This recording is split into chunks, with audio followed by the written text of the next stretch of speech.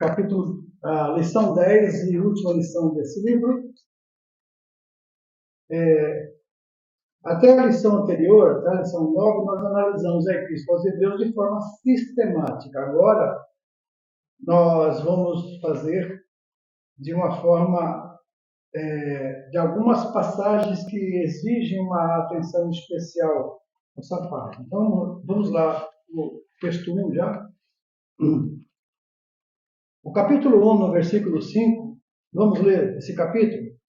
Pois a qual dos anjos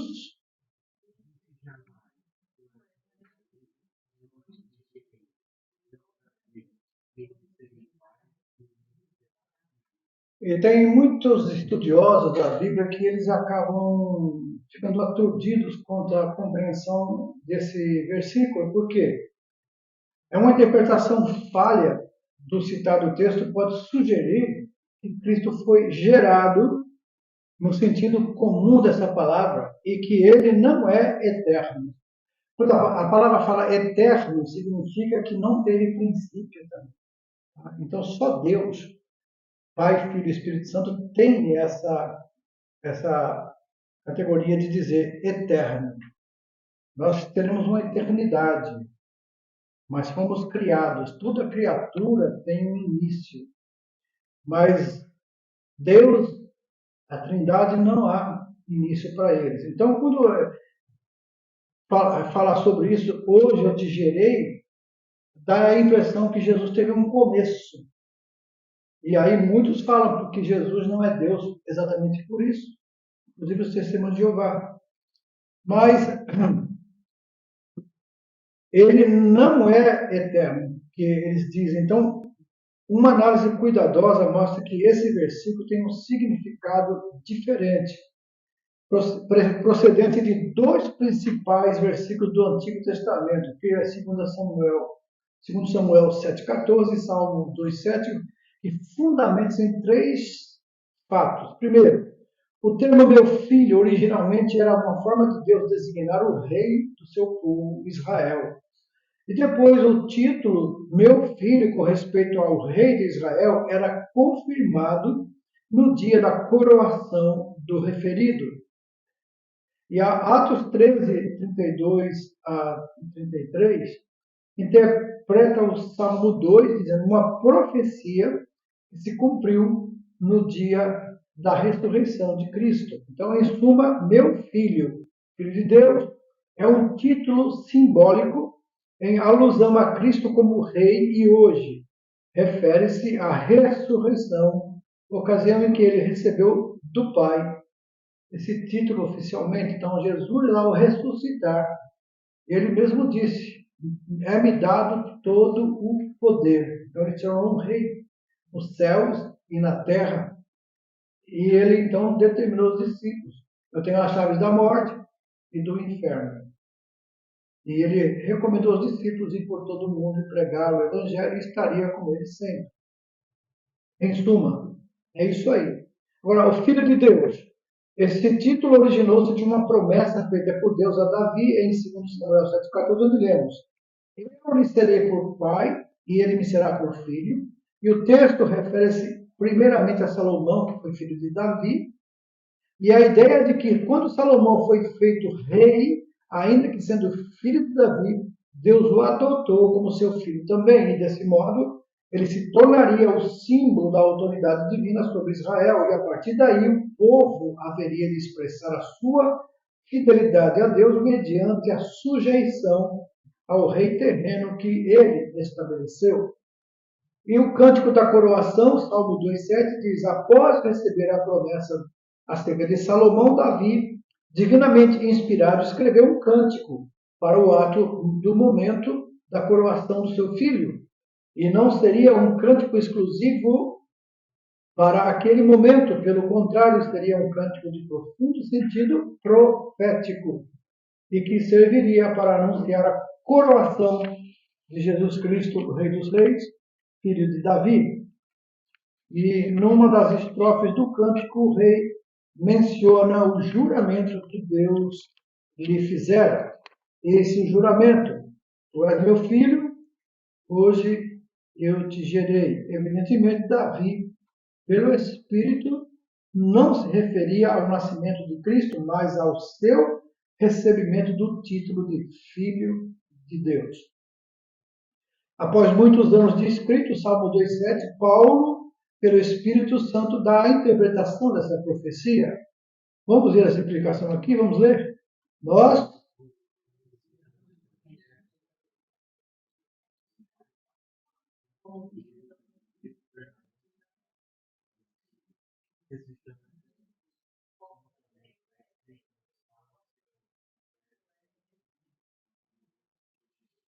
então, Paulo define a ressurreição de Cristo como hoje.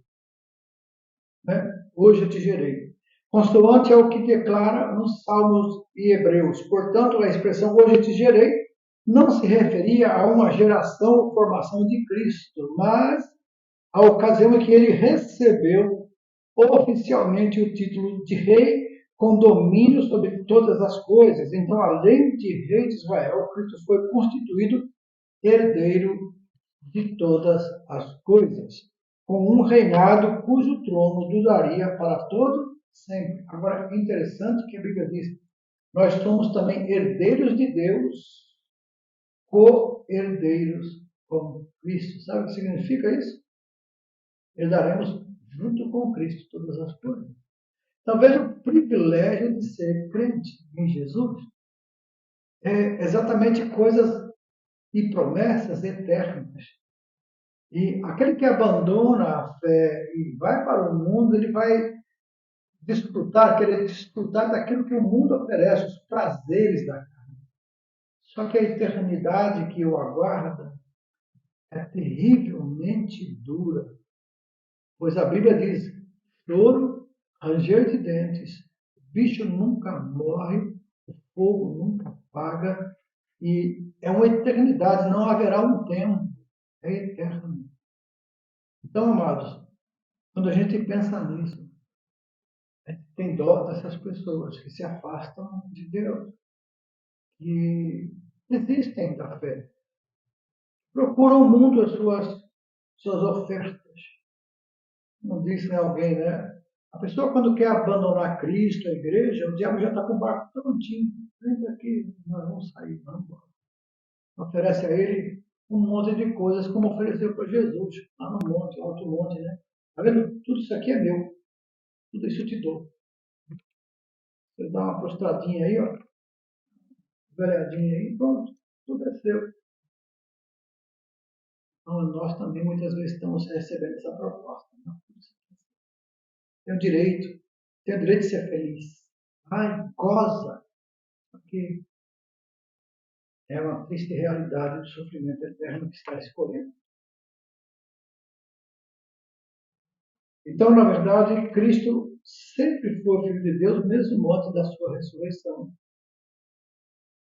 Mas esse dia foi apenas o dia em que o evento se afirmou de uma forma histórica. Da mesma forma, o título que dá a ele, Cordeiro de Deus, dado a Cristo antes da fundação do mundo, né? E refere-se ao seu sacrifício na cruz. Cordeiro que foi morto desde a fundação do mundo. E Hebreus 5, 8, 9 está escrito aqui, embora sendo filho, aprendeu a obediência pelas coisas que sofreu, e tendo sido aperfeiçoado, tornou-se o autor da salvação eterna para todos os que lhe obedecem. Então, devemos ter o máximo cuidado na interpretação dessa passagem. Do contrário, surgirão dificuldades. Uma delas é de entender que Cristo teve de aprender, que por isso ele não era perfeito.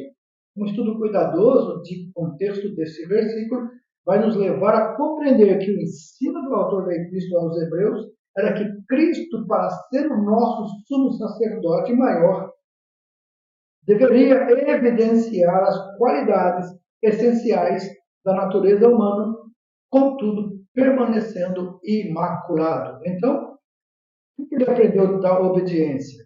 A palavra filho geralmente implica imposição de obediência, mas quando aplicado a Jesus, sugere algo especial. Apesar de ser o Filho de Deus, como já vimos, ele teve de sofrer. E essa foi uma decorrência da sua encarnação. uma qualidade essencial da sua liderança. Todos os filhos de Deus, conforme notará mais adiante, precisam sujeitar-se à disciplina.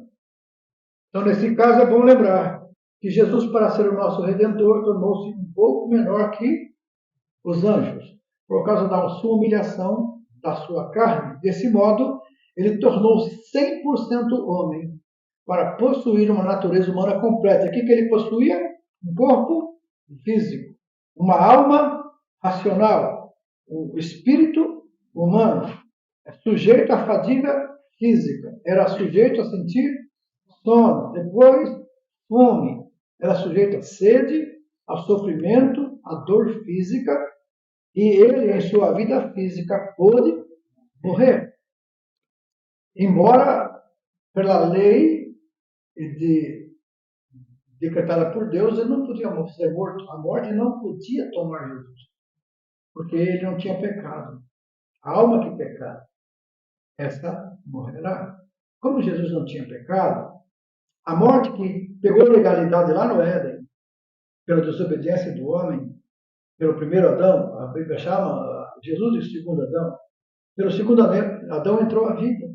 Então, quando a morte tomou Jesus e tentou segurar na sepultura, se você olhar, vai ver que a Bíblia diz: solta as ânsias da morte, não podendo mais detê-lo nas entranhas da terra, ele ressuscita. Por quê? Porque a morte fez um ato ilegal.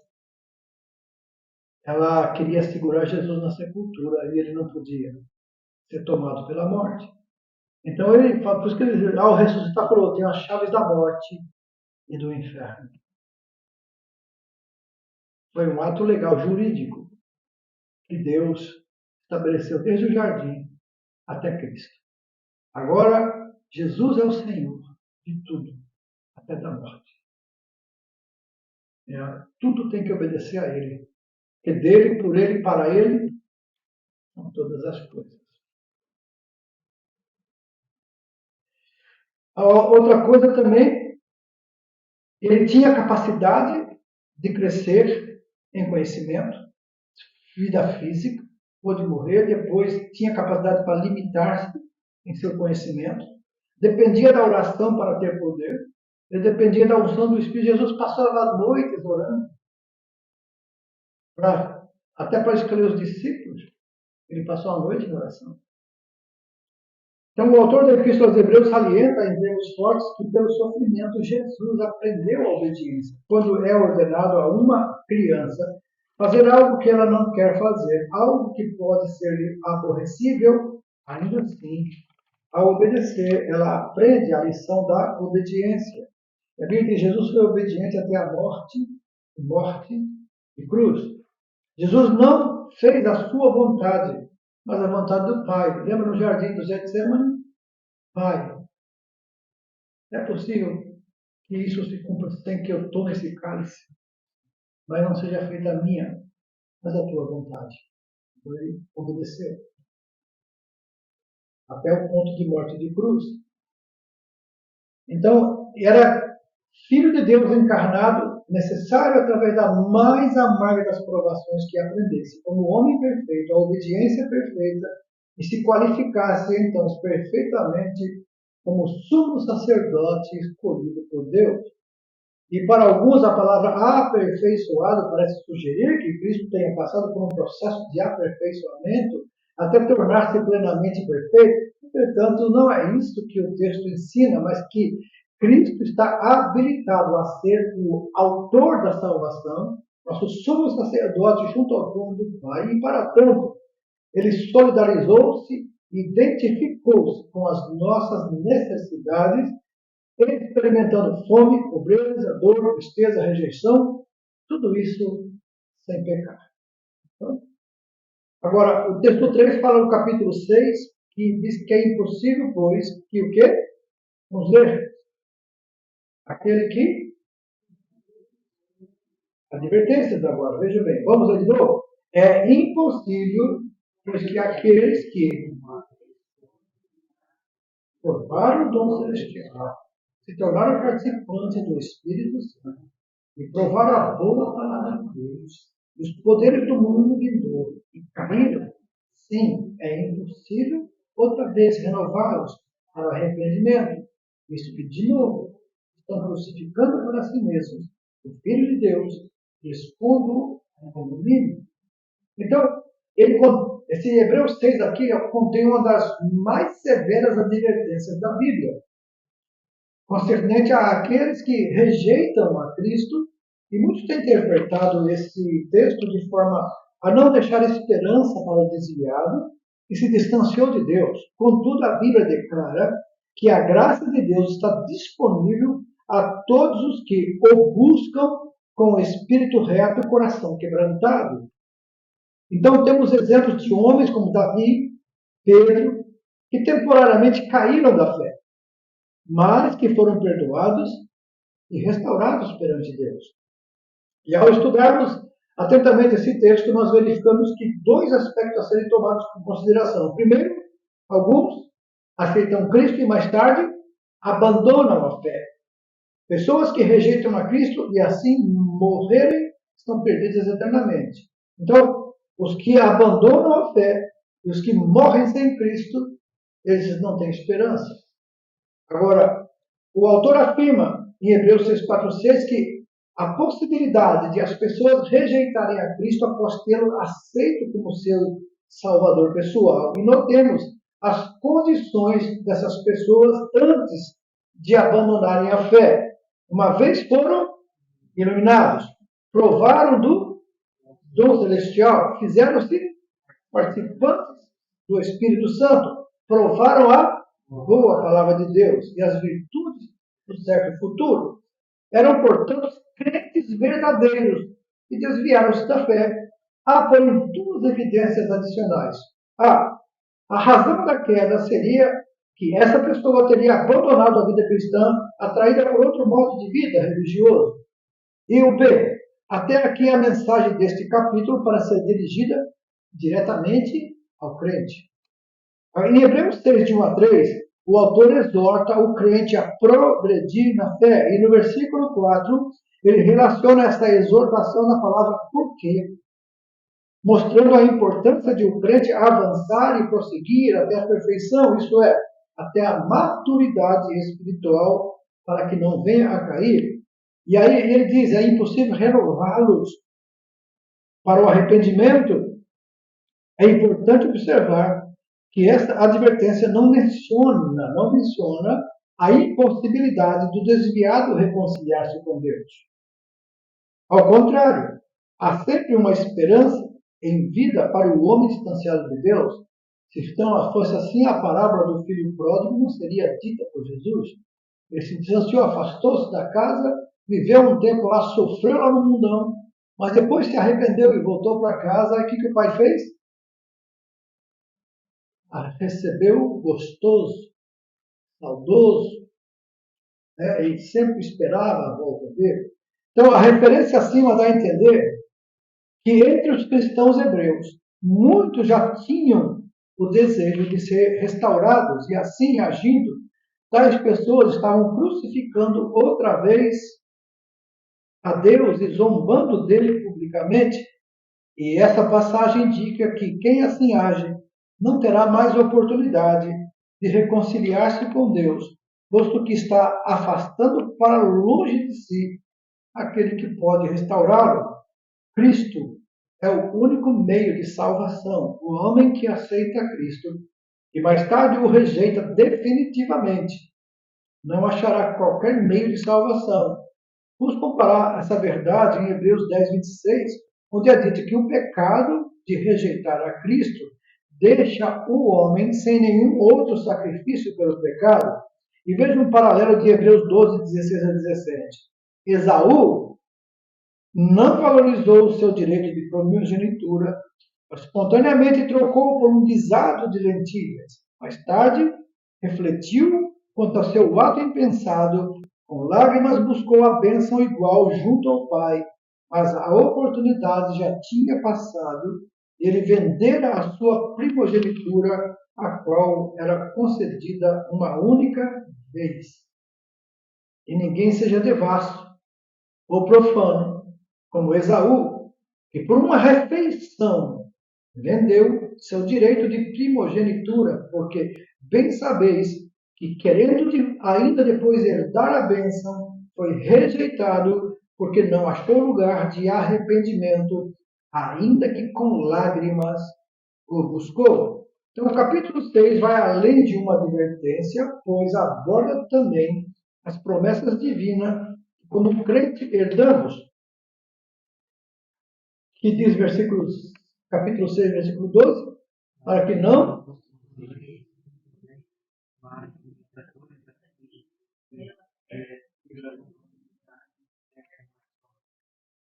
Então, pastor, então quer dizer que desviou não tem mais chance?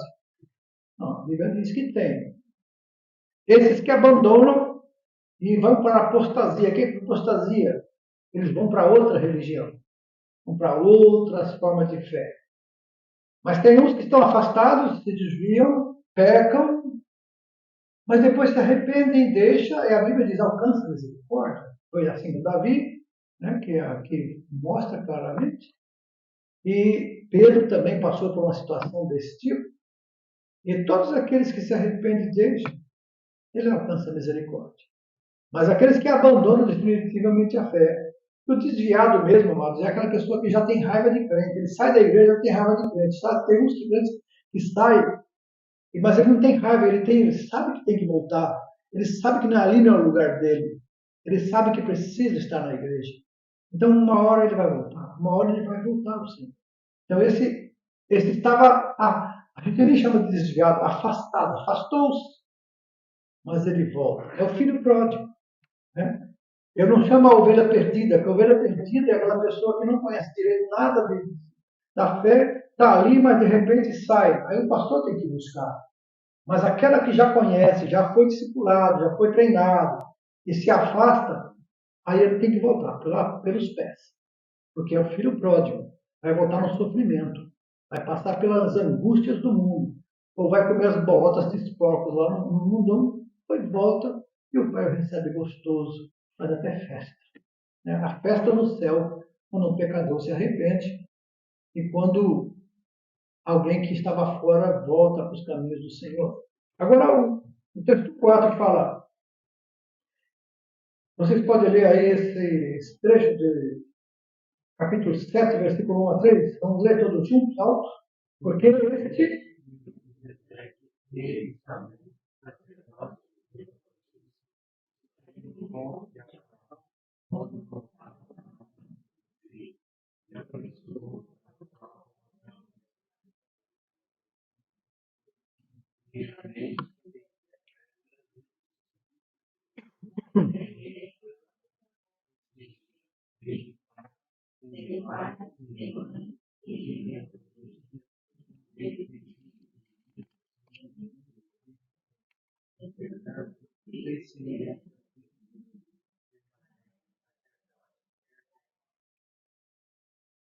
Bom, tem alguns que têm a ideia de que Melquisedeque era uma cristofania. O que é cristofania? É uma aparição de Cristo temporária no Velho Testamento.